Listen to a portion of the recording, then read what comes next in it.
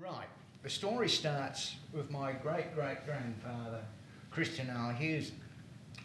Christian was migrated to England from Denmark in his early 20s. Basically, he's an assistant to his older brother, and they were living on Tyneside, which is where Newcastle on Tyne is, in the northeast of England.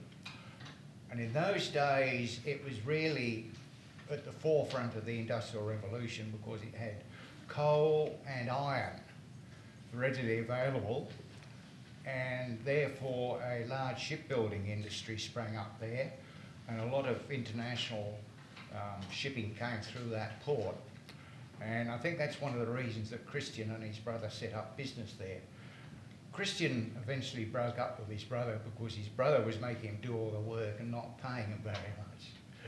Anyway, and then Christian went on and he became, in those days, it was not easy to take on citizenship of another country. And Christian actually, there were two separate acts of parliament that granted Christian his citizenship of Great Britain, a few years apart. Anyway, Christian set about getting married, and he had a son, Wilton, and a lot of daughters. Well, they actually, I think there were 4 boys and 5 girls from memory. Anyway, Wilton went on and he married Ada Vandeleur at Limerick Church. Ada was an Irish lass, Anglo-Irish, and the Vandeleurs very much a warrior caste. You look up the Vandeleurs anywhere and they're involved in the Boer War and the war against France, and I think my mother said that about 4 of her uncles were involved with the Battle of, the name escapes me, the one where they finally defeated Napoleon anyway. So anyway, Ada and Wilton got married, and that in those days they did things posh. I mean, they were nouveau riche, really, I guess you'd say. So they had all these nice things printed up. Anyway, from there, we got it. Anyway, they started reproducing, and one of the products was my grandmother. Now, okay, I'm getting a bit confused here with this. I'm seeing 2 different pictures on the screen. Right, well, goodbye, Ada, thanks. Right, now that's my grandmother's birth certificate. And there's a word of warning here. Someone's tried to patch it up. You should never, ever use sticky tape on original documents, or never laminate them either, because after a while the laminating sort of gives way and damages the document. But anyway, so this is the birth certificate of my grandmother. And, oh dear.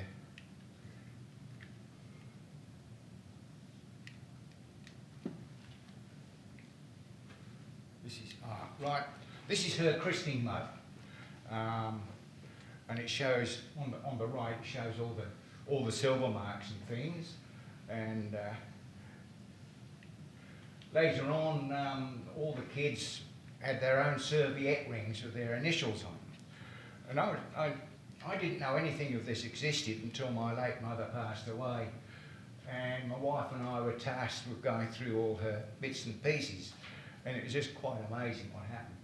Anyway, after that, so you can tell from this that this family was fairly well endowed, I think we could say. Yes, success. Anyway, in 1906, on the 11th of July, Granny married the Honourable Eyre Massey, who also was Irish. And in fact, they had a fairly large property. And his father was the 5th Lord Clarona. And he was the only child, so it meant that when Dad died, he would become Lord Clarona, the 6th Lord Clarona. Now, where are we? maybe, maybe that's a better way of doing it. And they even had this very, very nice special wedding cake table made, which has got the date inscribed on the top of their wedding. And we still have that wedding cake table, and we took it over to Canberra for our eldest granddaughter's wedding in early 2019, and they had their wedding cake on it. So it's in quite good use. But this is where it starts to get interesting, because along came World War I, and this family of children who had lived a fairly luxurious lifestyle. The young ladies probably spent a lot of time painting and embroidery and this kind of thing, which is what they were expected to do in those days. And my grandmother borrowed one of her father's Daimlers. I was at one of her father's Daimlers, presumably the older model, and with one of her sisters took it across to France and established a soup kitchen for the soldiers fighting in France and Belgium. And that is the only copy that I'm aware of. So I've searched on the internet and never been able to find any references to that. But it's quite an interesting thing, because it shows even photographs of Granny working at the soup kitchen with one of her sisters and friends. And the troops even put a nice little message in it at the end of the year. These were Canadians, and the reason my grandmother sort of joined up with the Canadians was because the family also had some property in Canada. It was just, over the top really. But they were obviously very appreciative, and they sent her a nice card at Christmas. And one likes to think that these guys survived the war, but the chances are that some of them didn't make it. But there was a bit of appreciation going on there. Motor soup kitchen at the front. And these are all clippings which had just been sort of put in a trunk and forgotten about, I think, by my mother, who was a bit untidy by nature anyway. Liked to collect things, but was mostly disorganised. Anyway, allegedly Granny Clarino, she was called, got a bit fed up with the war in France and Flanders. She reckoned it was a bit tame, because she was never allowed to get too close to the front. So, she decides she's going to Serbia to join the Serbian, defence, I suppose, the Serbian defence people. So she obviously didn't speak any Serbian, so she had some a Serbian phrase book. And I was able to come across a bit of paper. I think actually I got this from the Red Cross, stating when she was there from 16 to 17.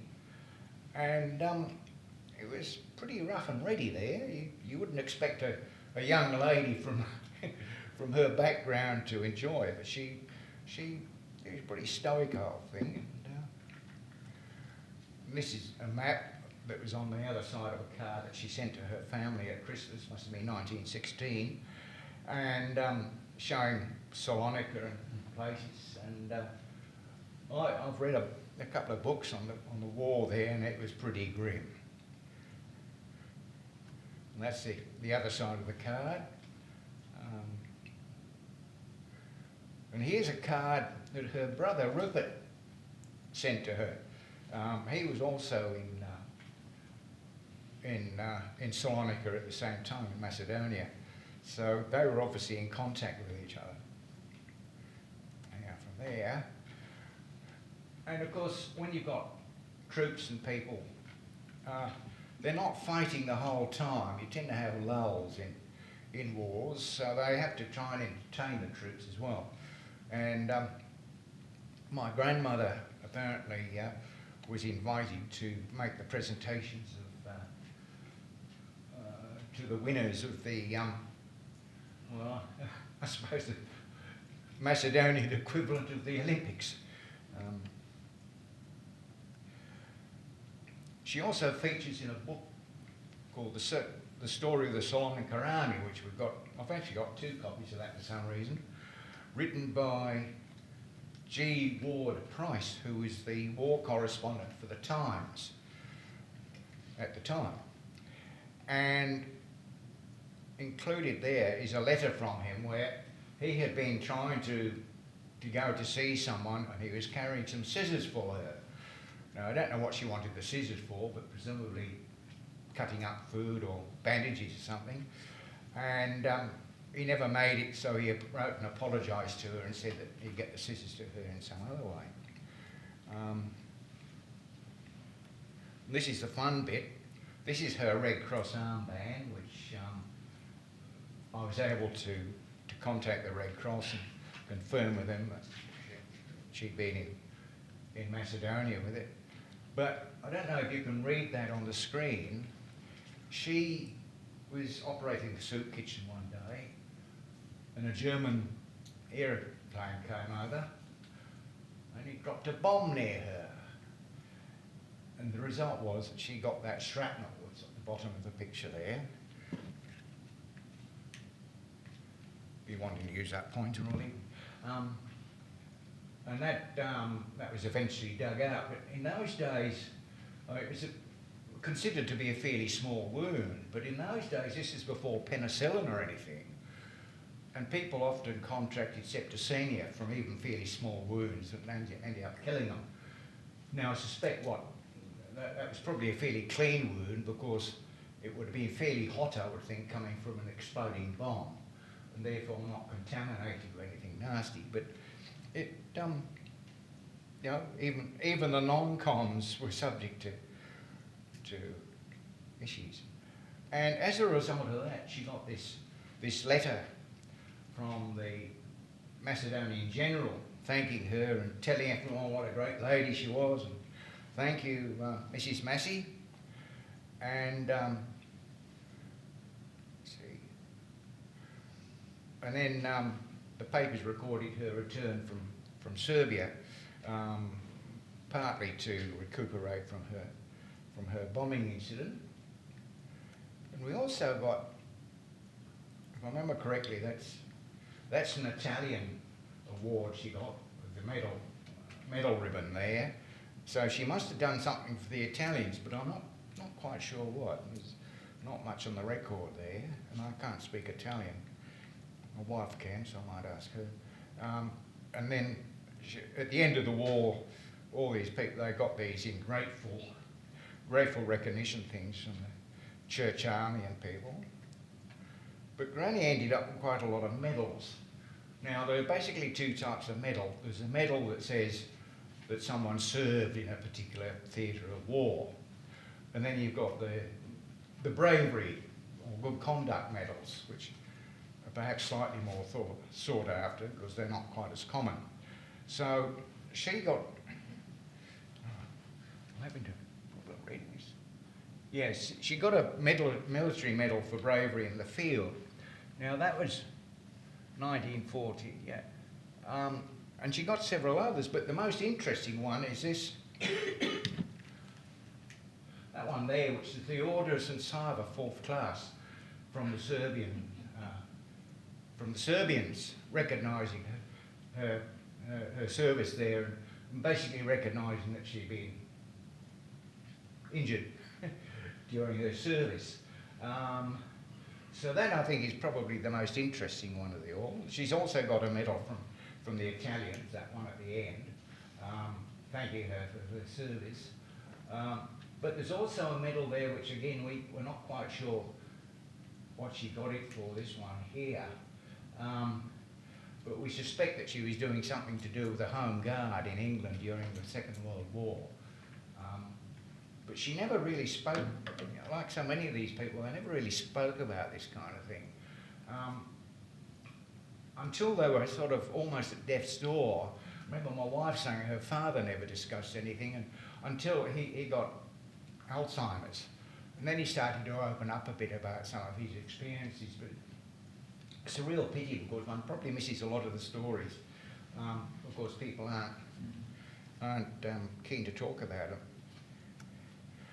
Anyway, after the First World War, things sort of started to return to normal.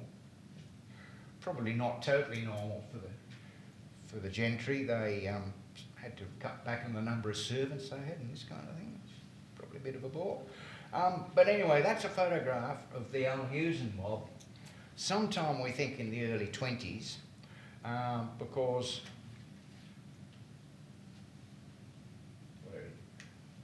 this old boy Wilton died in about 1924, so he had to be taken before 1924. Desmond was one of the younger brothers. He had an interest in war, apart from being blown up, being pinned under somebody's body for 24 hours before he was rescued. He was in the artillery.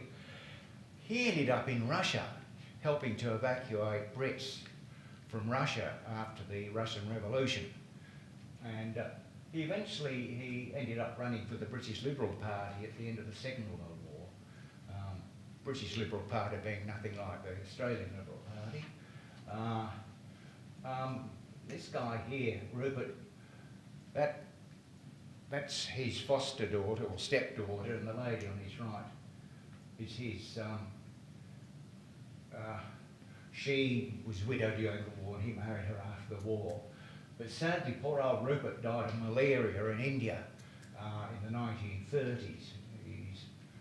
He became a professional officer, unlike his two other brothers who sort of were sort of part of, what do you call it? They were in the British equivalent of the CMF between the wars, but they were, by the time the Second World War came along, they were deemed to be too old to be called into active service. That's my grandmother on the right there. You probably can't see it, but she got a fairly well endowed in the proboscis department.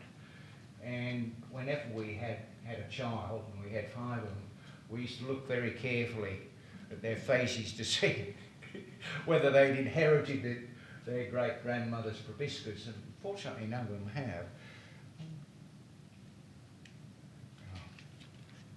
Technology. Right, now this is the next chapter of my grandmother and my mother's post-war years. I should mention, of course, got to mention, my mother was born in 1909. So Granny left her with the maiden aunts while she went gallivanting around Europe during the war. So it was, I think my mother had a pretty good time, being thoroughly spoiled, sort of free reign of this large house in Devonshire. But she ended up, in the 20s, they decided they were going on a walking tour of Europe. And so we had these, I think that's my mother's identity stuff and passports and things, but it's interesting because it tells us exactly where they went and the years that they were travelling. And I'll show you something else which tells us a bit more about where they went in a moment. So these are just showing you where they've been.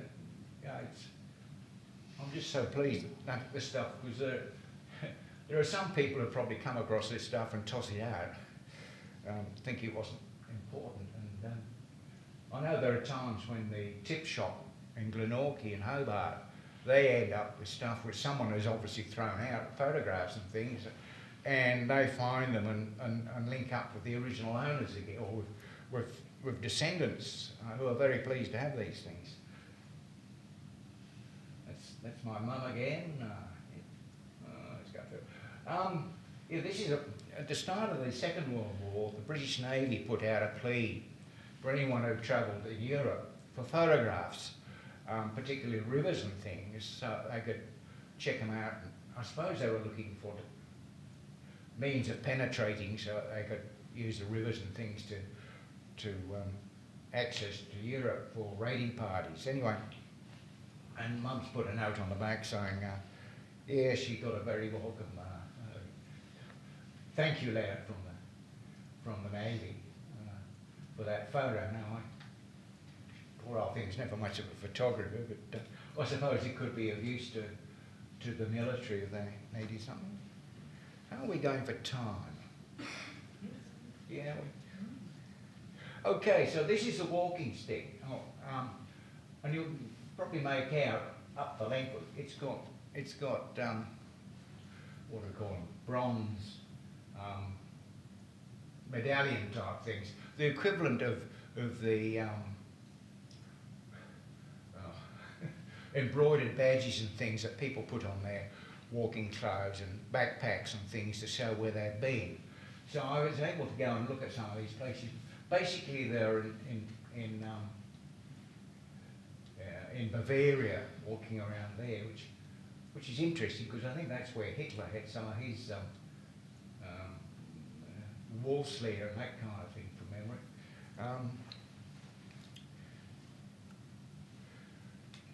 And that's a list of the places on the walking stick.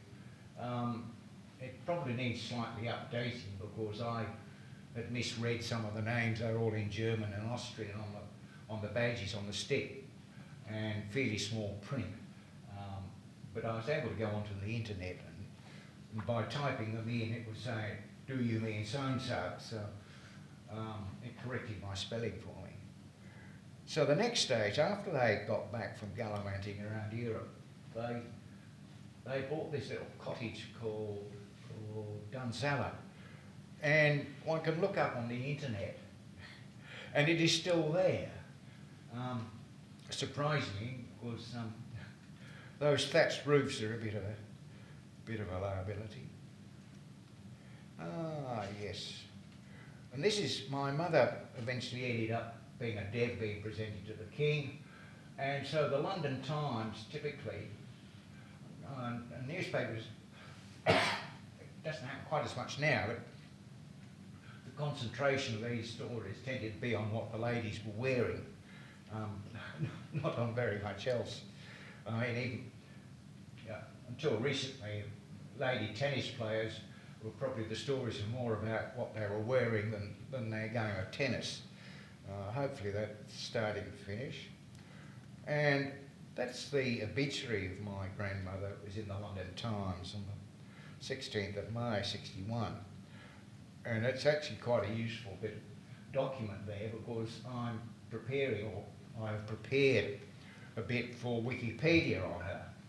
And they insist that you don't rely on, they won't take original research, they want the stuff to be recorded elsewhere.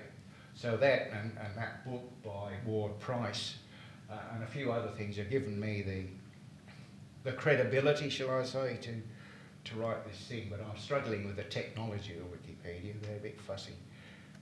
I'll leave that up there for you to read, but this is an interesting bit. I keep in touch with the family over in the UK, basically through he's not my cousin, he's a little bit younger than me, but he's actually my mother's cousin. There was this incredible generational slippage where my mother and one of her sisters were the only two girls to get married. Not my grandmother and her sister were the only two girls to get married, out of 5 or 6. And one of those didn't have any children, so my grandmother was the only female on the side that had children. And the 3 boys, only one of them got married and had children. The others got married, but they didn't have any children of their own. So Edward was son of Warmsley, who is one of the brothers, one of 3 of their kids. And he's the family historian from that side. And a few years ago, we were over in the UK and we visited them. And he presented me with this enormous typescript that he photocopied for me of the family history. And I thought, this really needs to go onto a computer so it can be put in databases and things. So when I got back, I used to spend my evenings typing this thing up, and periodically he'd get a chapter coming through from my email on the internet, which is still in relatively early days, and he was overjoyed because he ended up with all his hard work being put onto computer and available to just at the press of a button through email to people. Now there's a couple of books. The library's actually got 5 or 6 books that I found on dealing with keepsakes and heirlooms. The one on the left is in the library. The one on the right is a personal copy, and I don't think the library's got a copy. Now there's a little bit of an issue there, that the library may or may not be prepared to get it. Because unfortunately, one of the people there, I think that's him there, is Andy Muirhead, who used to compare the Collectors program on ABC TV, and unfortunately he had a bit of a problem with the law and ended up inside for a while. So that may influence whether the library's prepared to purchase it. And finally, some basic suggestions. I urge people to photograph all your items and then keep these photos in a folder so that your descendants and relatives have access to them, and also notes regarding the provenance. Who watches the UK Antiques Roadshow? Who watches the Antiques Roadshow? It's the best thing on television. Yeah. Because on the ABC, anyway. they all, well, yeah, it's the BBC and it's broadcast by the ABC. But they always ask about the provenance of items from the people that bring them along, because that affects the value often. If you can prove that something belonged to Napoleon, it sort of goes up in value quite a bit. So it's always useful putting a note about that. I urge people never to put stuff online, because once it's online it can go anywhere, and thieves can find it and maybe target you. I remember my dad was contacted a couple of times by magazines in the UK saying, can we come and visit you and take photographs? And I think he said, no way. The professional thieves will actually target these magazines to suss out, to case people's joints. And in fact, my uncle had some stuff stolen by professional thieves many years ago. And they discovered that because he stupidly sort of publicised the fact they had this stuff. What's the name? Yeah, I said before, don't laminate original documents. Protect from heat, floods, insects, mould, etc. And you'll notice that this room is relatively cool, and one of the reasons for that is because it's a way of helping to preserve documents and things. Probably keeps insect activity down. Silverfish love a bit of a meal.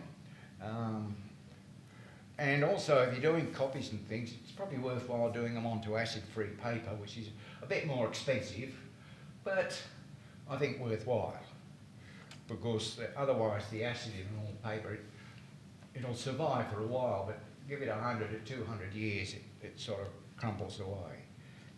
And I think that's probably the lot.